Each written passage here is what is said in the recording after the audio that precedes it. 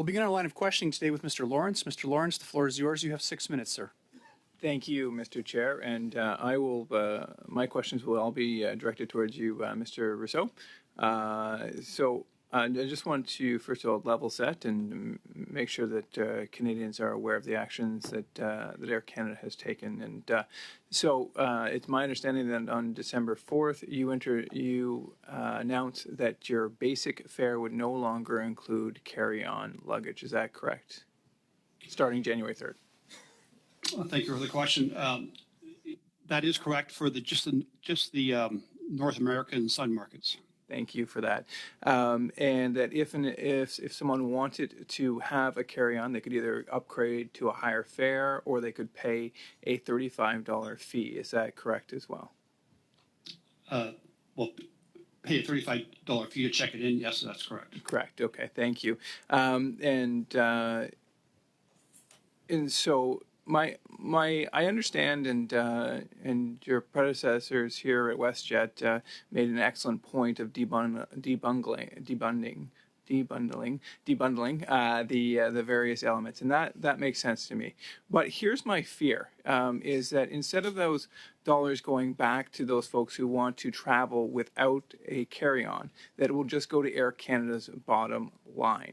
So I'm hoping you could assure Canadians and assure the Transport Committee members that the difference, or that delta, that $35 difference in fee will result in your fees dropping on your basic tickets to North American and Sun destinations by $35 on average. And if not, why not?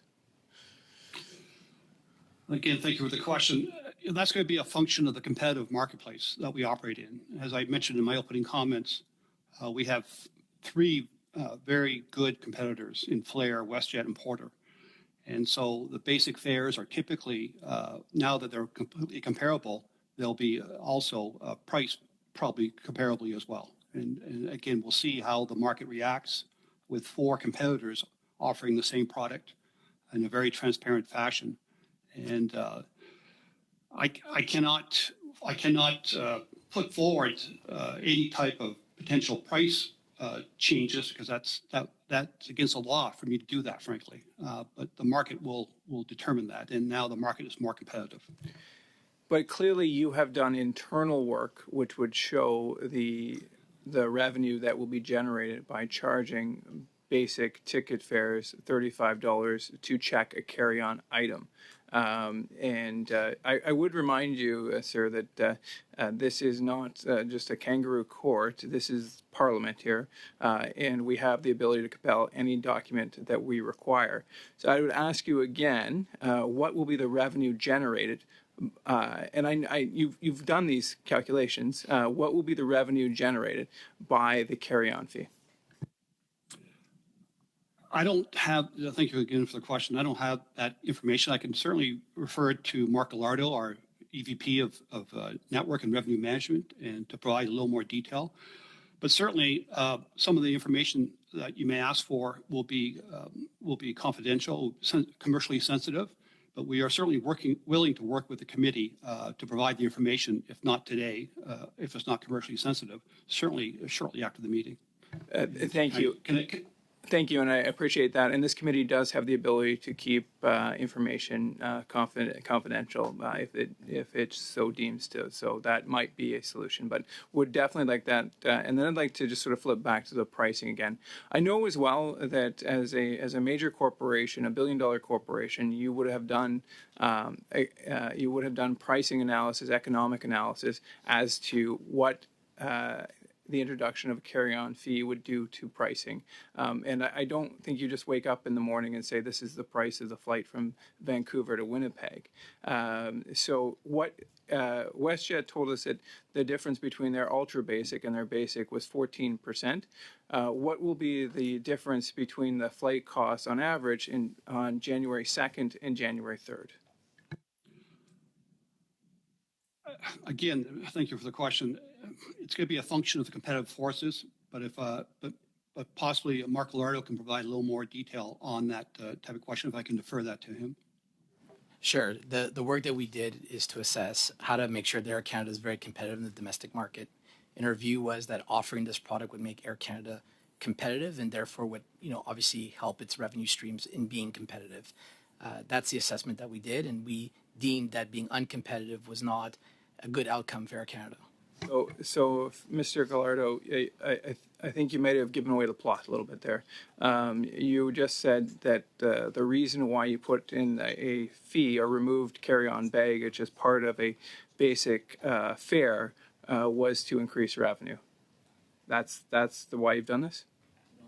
I said we did that to remain competitive with changing market forces in domestic Canada. I think if we check the Hansard, it might say a little bit different than that, but that's fine. I would then ask for unanimous consent for a motion asking Air Canada for documents with respect to the revenue increase from the removal of carry-on items from their basic fare, as well as their pricing, as the impact on pricing. Do I have UC for that, Mr. Chair? Thank you very much, Mr. Lawrence. We're going to stop the time there. Yes, Mr. Badaway. If he's going to ask for that from Air Canada, he asks for that for all the carriers. So I don't have UC then? Not for that one, but if you include all the air carriers, you can have all the UC you want. Sure. Okay. So we have a motion on the floor to ask for all documentation relating to the revenues generated from the payment of carry-on baggage or the projected income that Air Canada has calculated. Do I have unanimous consent? Seeing no objection, so carried. Thank you very much, Mr. Lawrence. Your time is up. Thank you. Next, we will go to Mr. Vancouverton online. Mr. Vancouverton, the floor is yours. You have 6 minutes, sir. Thank you very much, Mr. Chair. I appreciate the opportunity to address Transport Committee today. My questions will be for the CEO of Air Canada, Mr. Russo. Mr. Russo, thank you for coming to committee today. I understand that in 2023, Air Canada reported a profit of $2.28 billion, which was a 32% increase from 2022. Is that more or less correct? I believe that's correct. Two totally different years. One just after the pandemic. Of course. Congratulations on the profits. I understand that your executive compensation was over $12 million last year. Is that correct? Again, thank you for the question. That is public record that my compensation in both variable and fixed, primarily variable, was roughly $12 million. Did that include your bonus? That included my bonus. Okay. So quick math tells me that in the first week of January in 2024, you'll earn more than the average Canadian will in all of 2024. And considering the current cost of living crisis that Canadians are experiencing and the necessity of air travel in Canada, do you think that that's fair? Again, thank you for the question. That's a difficult question to answer from a personal perspective. I'm paid a competitive rate versus other CEOs that have similar roles and responsibilities. Okay. So Air Canada recently announced that you'll be charging for carry-on baggage. I take an Air Canada flight almost every week to work, and I'm lucky to be able to leave some things in Ottawa. But a lot of Canadians, travel on the weekend or for work for other reasons and not as frequently, and they might have to travel with more. So can you explain to Canadians why you'll be charging them for carry-on baggage that requires no handling by baggage carriers that would just go in an overhead compartment? Again, thank you for the question. Well, first of all, that change is only on our basic fare. So we have 7 different fare structures. So it's only on the basic fare. And there are many other commercial decisions we make that benefit customers. For example, just yesterday, we are now going to be offering free Wi-Fi for all Aeroplan members. Those are for frequent flyers, correct? Yeah, for Aeroplan members, it's 9 million Aeroplan members. You can join Aeroplan for nothing, and if you're an Aeroplan member, you've got free Wi-Fi in our planes. Okay. And there's other examples throughout the year that we provided significant value benefits to all of our passengers. Okay, I'm a passenger on Air Canada frequently, and I can attest to the experience being a good one generally. But I also know that it's very expensive to travel on Air Canada. Would you say that Canada is a high competition market for air travel? Again, thank you for the question. All the stats indicate that it is one of the most competitive markets in compared to Australia, Europe, and United States. Compared to Europe, how many options do I have if I would like to fly from Toronto to Ottawa in terms of airlines? Off the top of my head, I don't have the answer to that question. Would it be more than five? But I do know that 54% of all routes in Canada have at least 3 carriers on them. That's the same percentage as the United States. Okay. I prior to being an MP, I was an athlete. I traveled a lot in Europe, and I can attest to the fact that there was quite a few more airline options when traveling in Europe and in the United States. Canada's different in that regard. Now, will this $35 charge apply to like a really large backpack if somebody's going on a hiking trip? Again, I think that will be up to the gate agent to make that decision. But I think we have specifications as to size.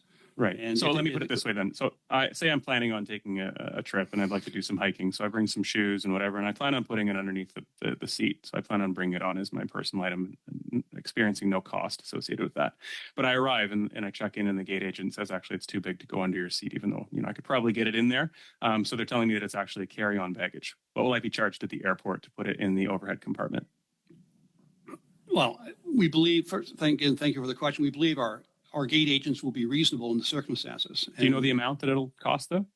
I believe the at gate it will be $65. $65. And so with this additional fee that you'll be charging Canadian passengers from anywhere, really, you expect increased revenues in surplus of your over $2 billion profits? Well, we also invest in a tremendous amount of money. All the profits we make, we reinvest. We reinvest in airplanes, flying Canadians all around the world, and other opportunities and benefits for consumers as well. Yeah, and I appreciate that. And like I said, I think the flying experience on Air Canada is good. But my question is, will this increase your revenues next year? Will this fee increase the amount of money that Air Canada makes? Again, thank you for the question. To the earlier question, we will provide a financial analysis to the committee, which will detail that. No, thank you. And do you expect to be compensated more in 2024 than you were in 2023? You generally make more year over year? No, that's not the case, because the vast majority of my pay is variable pay. So it depends how we do year over year, and that's going to be subject to the board of directors' approval. Fair to say, though, if this fee increases the overall revenues of Air Canada, you increase your bottom line revenues, which are currently in excess of $2 billion, you will receive additional pay? It's possible. Again, this is all outlined in the proxy as to how I'm compensated. But my bonus is based on how well we do versus our plan, not how well we do versus last year. No, I get it. So my next question is about other people at Air Canada. We understand that you're compensated very well. We appreciate that it's a competitive corporate market. We, want talented people to be running airlines. I understand that a lot of the folks on board that serve us drinks and keep us safe, make sure that we've got what we need in flight, they're not paid for when they're at the airport if they're not on the plane. Is that correct? In-flight attendants, pilots? Again, thank you for the question. They're paid based on our contract that we have with either CUPE or ALPA, who represent the flight attendants and our pilots respectively. Yeah, so I'm a member of Parliament for Milton, so I have a lot of pilots and in-flight staff in my community, and I understand that if they're delayed, if they're sitting in the airport, then they're not paid for those hours worked. Is that correct? Again, it's all a function of the just yes or no. Are they paid when they're not flying? I'd have to go back to the contracts and determine that, basically, under what circumstances. Thank you very much, Mr. Rousseau, and thank you, Mr. Van Couverton. Prochainement, nous avons Mr. Barcelou-Duval. À vous la parole, 6 minutes. Next, Mr. Barcelou-Duval, you have 6 minutes. Thank you, Mr. Chair. Thank you, Mr. Lukacs, Mr. Rousseau, Mr. Rowe, and Mr. Gallardo for joining us today. I would like to start by making a comment about your opening comments, Mr. Rousseau, about your French. I must say that 3 years ago, I was among those who were shocked when you said that you were proud to not speak French, even though you lived in Montreal. And to see today that you're still unable to say more than a single phrase in English makes me question whether your commitment to learning French is truly serious or not. And I don't want to be disrespectful. I think everyone deserves respect, but I think that it's a two-way street. And Air Canada is a big company based in Montreal and Quebec, and I think that we could expect from you to learn French. And I hope that you're serious in that undertaking. Merci pour. Thank you for your question. I am serious about learning French. It's certainly taking me longer than I thought, but I'm continuing down that road. Okay. Okay, so we'll move on to the topic of the day, but I'm not necessarily convinced by your answer, and I hope that next time we see you at committee, you'll be able to hold a conversation in French, or at least that may happen one day. My first question that I have for you, you are perhaps aware that Air Canada is increasing its fees, of imposing $35 fees for hand baggage, and it has triggered a lot of indignation in Quebec, and the newspapers are quite unanimous. The people are angry. I think that's clear. Does that indignation could bring you to reconsider this decision on baggage fees? Again, merci pour. Thank you for your question. We're always open to modifying something based on market conditions. That's the definition of a good company. As we said earlier, we made this change to align ourselves with our three principal competitors. If something should change in the future, we would obviously consider any type of change that makes sense. OK. En tout cas, je sais qu'il y a beaucoup. Okay, well, I know there's a lot of people hoping for that, and I'm among them.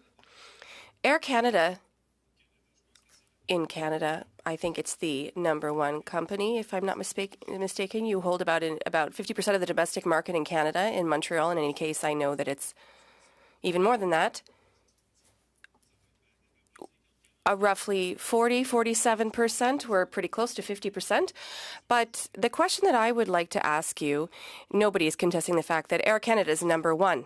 It is the biggest air carrier in Canada, and the leader generally sets an example. But in this case, we see that Air Canada is bottoming out a little bit. How do you feel about reducing services to your clients? Merci pour votre. Thank you for your question. We overall, we believe we're improving services to our client. I mean, this is one example of a commercial decision. As I mentioned earlier, we make thousands of commercial decisions that benefit consumers, including the one yesterday regarding Wi-Fi, including the one earlier this year providing beer and wine to our economy customers, and a better snack. So there are many decisions that we make from a commercial perspective with the intent overall of improving the value proposition for customers, and obviously to winning market share and winning loyalty of the Canadian consumer. Okay. Vous nous dites que vous essayez de. Because you're telling us that you're trying to improve and offer more value to consumers, but you refused to commit to reducing the average price of tickets by $35 for the same service you're offering now. So we can expect that there will be price increases and not price drops for consumers who would like to have the same service. Missy, again, as I mentioned earlier, I'm not allowed to signal any type of price changes in an open forum. That's against the law in Canada. So the question, I cannot respond to your question other than to say the market forces will determine the pricing on all different fare structures as we go forward. OK. Peut-être si on veut parler des forces. Okay, if we want to talk about market forces, will market forces in the future ensure that the ultra basic price, which doesn't include carry-on baggage, if we decide to add baggage, for example, cabin baggage will mean that the market price will mean that it becomes less expensive or more expensive than the price paid with other levels that include baggage? Merci. I don't Thank you. understand your question. Again, this fare structure aligns with the competition. Our basic fare structure now, the attributes align with our three primary competitors. As I said earlier, having four competitors offer the same product in a very transparent fashion should be good for competition. Thank you very much, Mr. Russo. And merci, Mr. Barcel-Duval. Next, Thank you, Mr. Barcel-Duval. please. Thank you very much. So I just, again, want to thank all the witnesses for coming in today. It's really important that as members of Parliament, we have stuff that we can bring back to our constituents. So I'm just going to first start off with Air Canada, and I'm just going to ask some quick questions just to kind of compare those numbers that we heard from WestJet and the other providers in the earlier session. So can you just tell us roughly what percentage of your profits come from these auxiliary fees and such, and how do you make those fees each year? Like what falls under that category? Mr. Russo? Again, thank you for the question. We don't look at it that way. We look at our total revenues and we look at our total costs to determine what our net profit is. In light of the competitive environment. And because again, all our prices are fully transparent in many different distribution channels. So it's impossible for me to answer that question. Okay, that's fair. I just know the other airlines were able to, and I do have some of your fees in here. Check bag, $35 to $42. For advanced seating, $15 to $80. Meals and beverages, earphones, $3 to $21. Pets and cabins, $50 to $120. Pets and baggage, $105 to $270. And it kind of goes on and on here. I won't keep going. But we were told, and again, correct me if you feel it's differently, that these add-ons is where airlines are making the most of their money. So if that's the case, how do you feel when knowing that those add-ons, as much as they are, we see those as profit as a consumer, and that it's hurting customers and making it harder for Canadians to travel annually?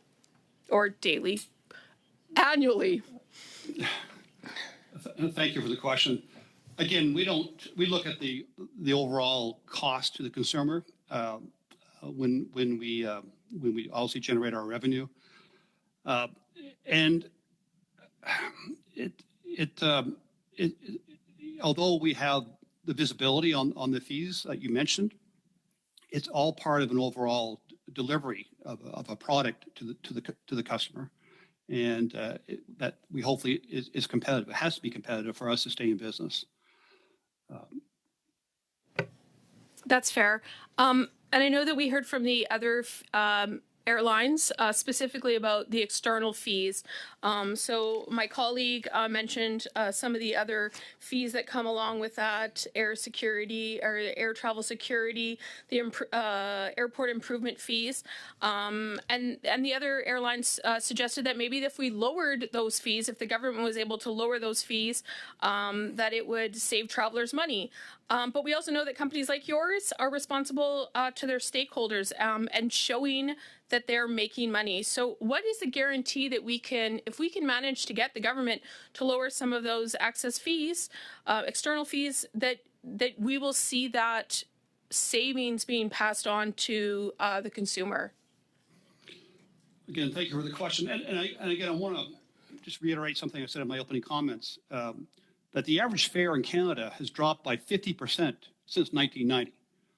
And so there has been, again, a function of competition, a function of investment in better planes. And so Canadians have seen price declines on a constant dollars, inflation adjusted.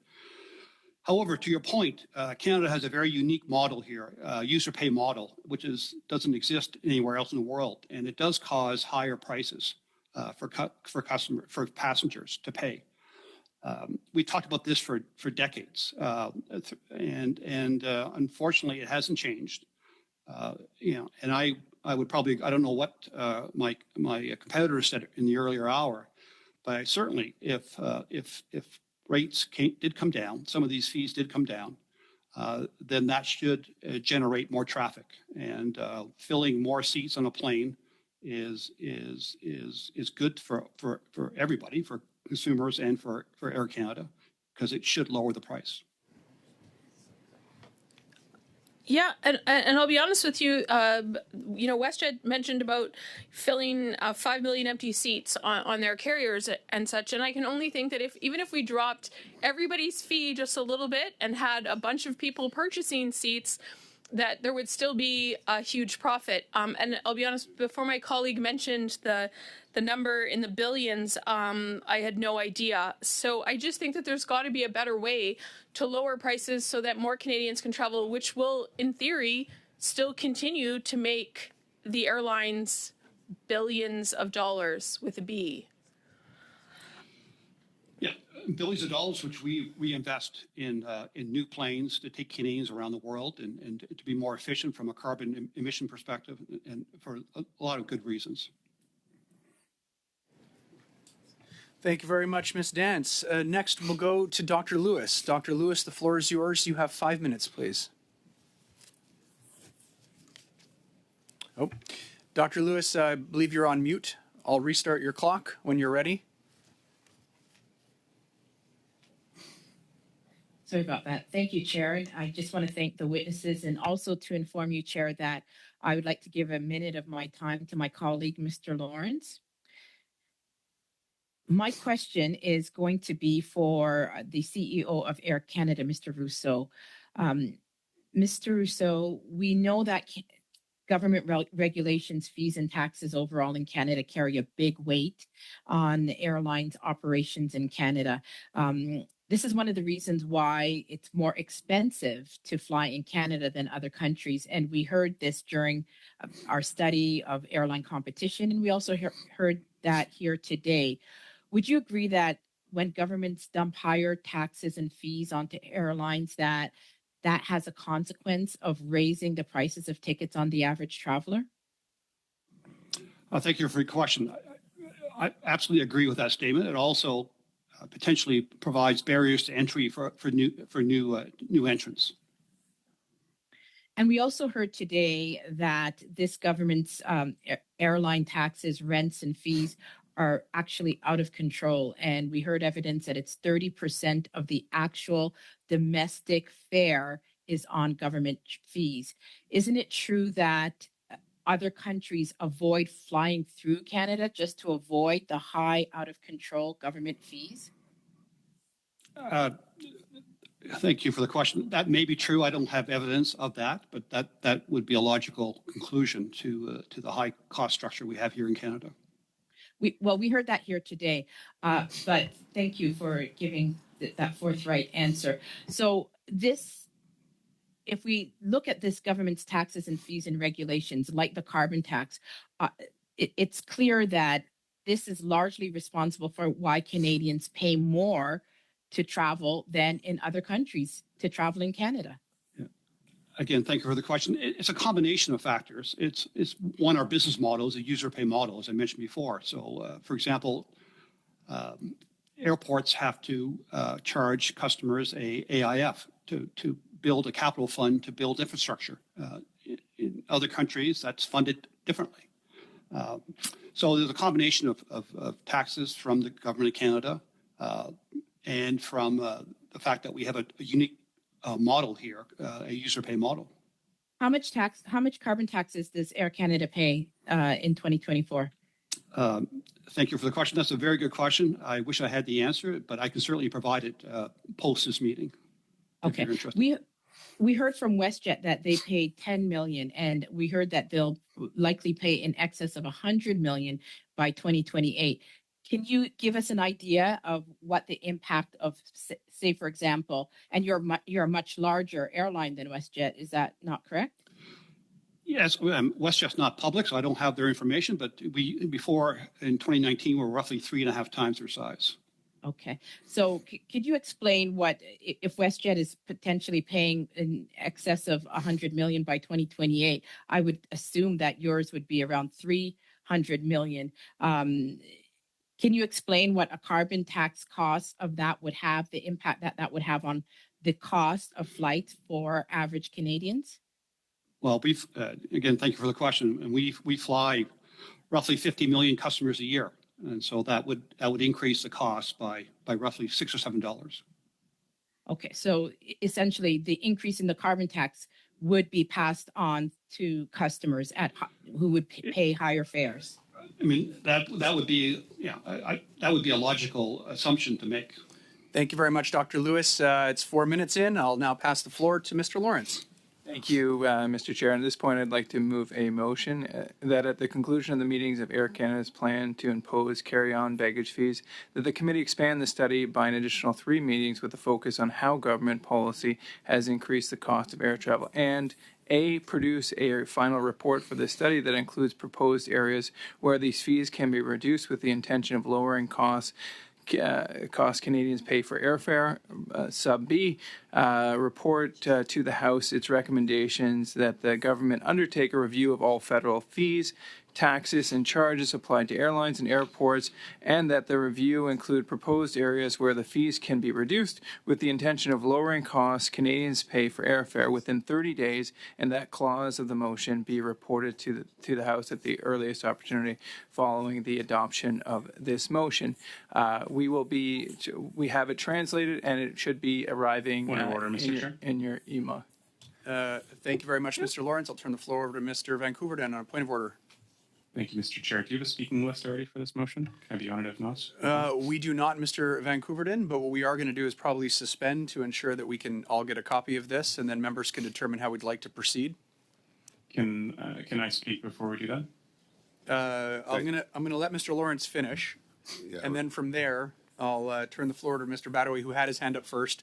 And then if it's the will of the committee, I think we'll probably suspend so that we can discuss this offline and then come back and see if we'd like to handle this today or whether we want to handle this perhaps at another date. So I'll let you finish, Mr. Lawrence. Thank you. As this is in keeping with our study today, and I think we've heard some compelling evidence. But as actually, if I'm not telling tales out of school, myself and Mr. Badaway were discussing the issues and the need to sort of dig down deeper.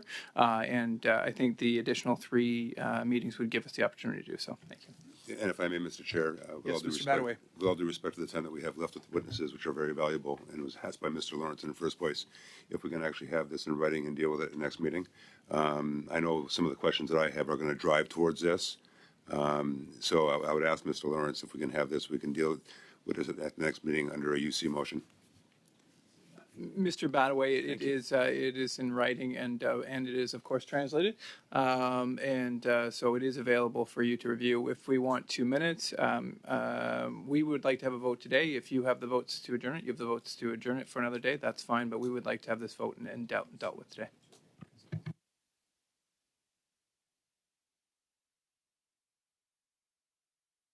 Okay, colleagues, what we'll do is prior to suspending. Yes, Mr. Van Koeverden. Prior to suspending, I think it's very important that we complete this meeting. I have questions for the witnesses, and I would move to adjourn debate on this for now and come back to it at another date. Dilatory motion, I believe. Okay, so we'll go to a vote. Madam Clerk. The motion is to adjourn debate. Mr. Badaway? Yes. Mr. Van Koeverden? Yes. Ms. Koutrakis? Yes. Mr. Rogers? Yes. Mr. Iacono?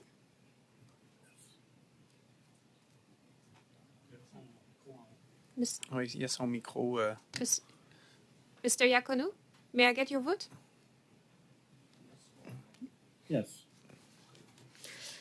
Mr. Lawrence? No. Dr. Lewis? No. Mr. Muse? No. Mr. Viss? Mr. Viss, could you hear us?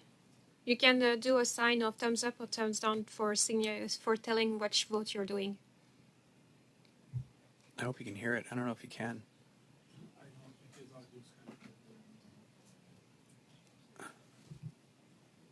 Mr. Viss, could you hear us? Oh, come on. Monsieur Barcelo Duval? Oui. Ms. Dance? Yes. 7 yeas, 3 nays.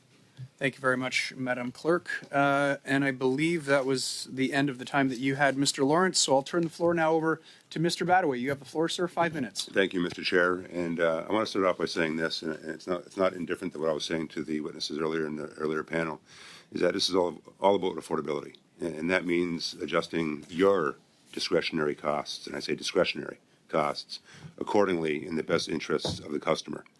And I'll take the business side first. One of the things that I'm interested in, and it goes to Mr. Lawrence's motion, is looking at your balance sheets, looking at the costs, the revenues, your debt to operating, your capital, your operating sides of the balance sheet, your net margins on auxiliary fees, and things of that nature.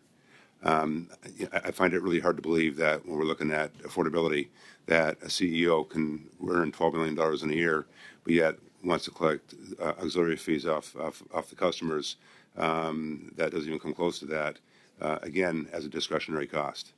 With all the costs imposed by the government, it comes in a form of one or two ways. Either it comes in a form of user fees to the Canadian taxpayers, or it comes as a direct fee to the sector.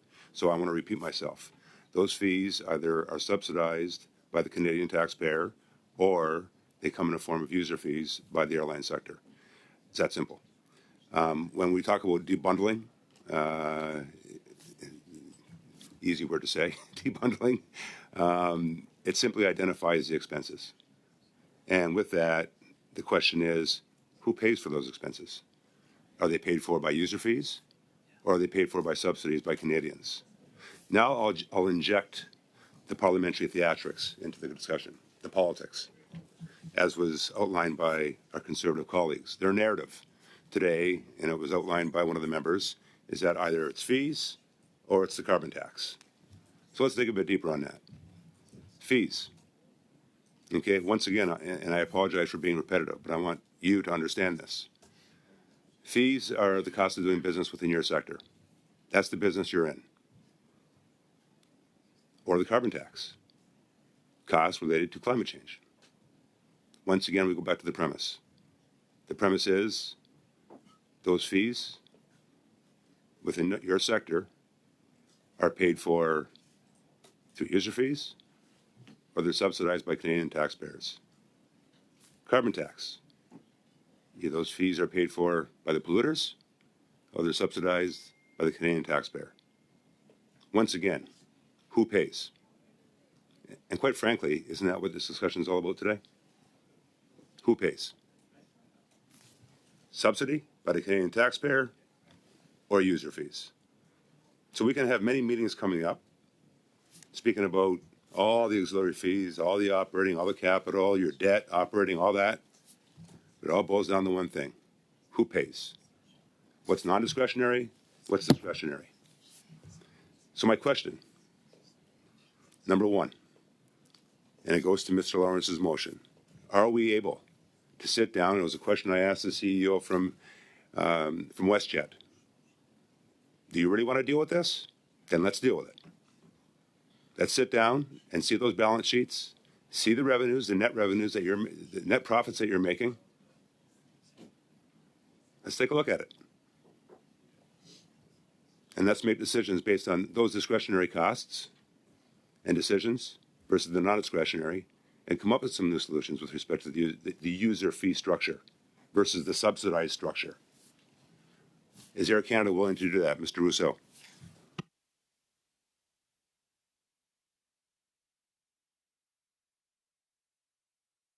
Sorry, Mr. Rousseau. I'm going to add 10 seconds on to Mr. Badaway's time here, but I believe you're on mute. And I think all the members would like to hear the response. Sorry about that. I just saw that. Again, thank you for the question. I need to think about that for a while. We're a public company. All our numbers, our balance sheet, our P&L are all public information, so you can see what we make and what we invest in. And as I said earlier, we typically invest all our profits into technology or better planes or something beneficial to the consumer. So I'm assuming the answer is yes? Well, I'd like to understand better the scope of what you're suggesting.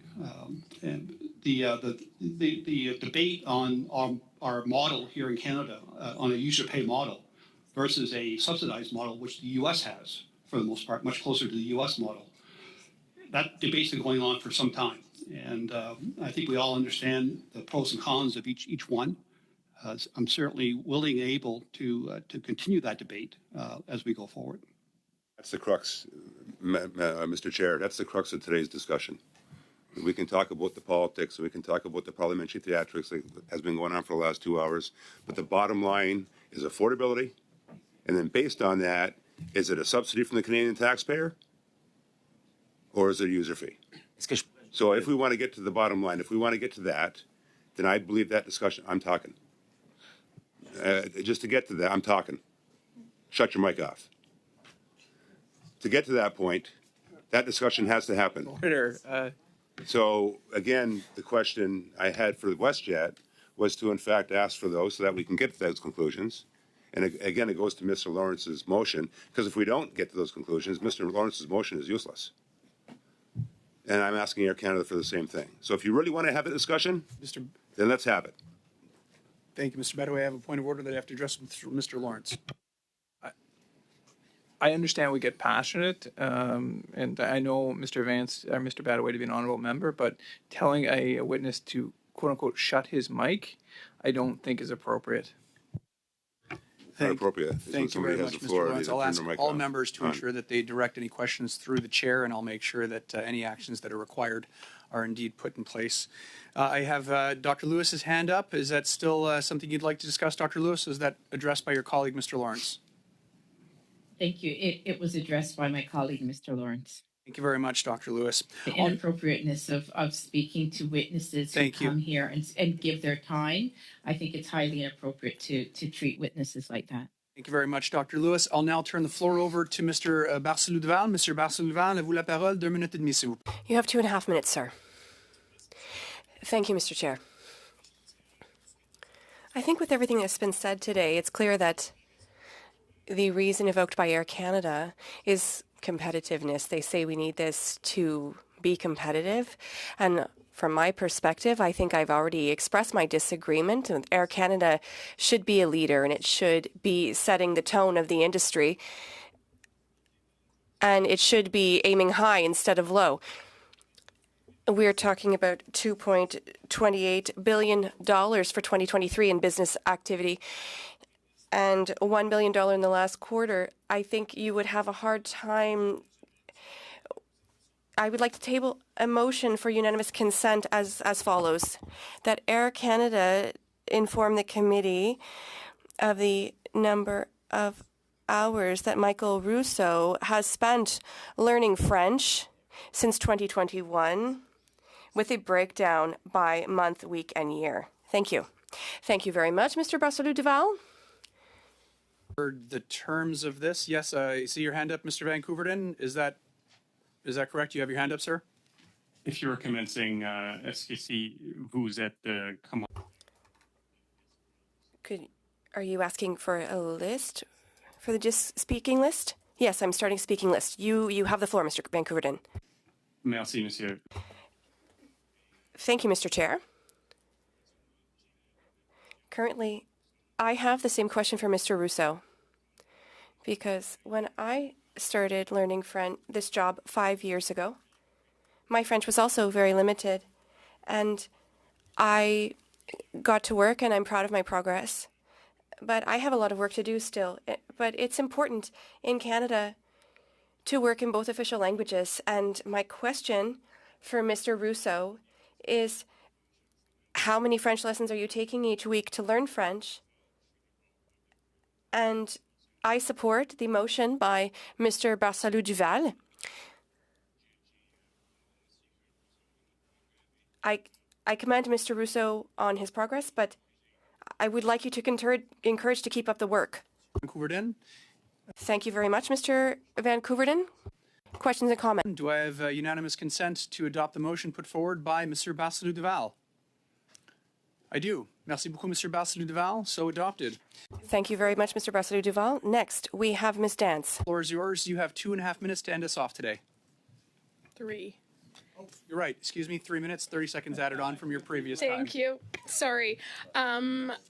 Dr. Lukash, you've been sitting here the whole time very patiently, not saying anything. You've been in the gallery listening throughout all of the major airlines talking. I just want to know what your thoughts are on the numbers that they gave and the effect that it'll have on passengers.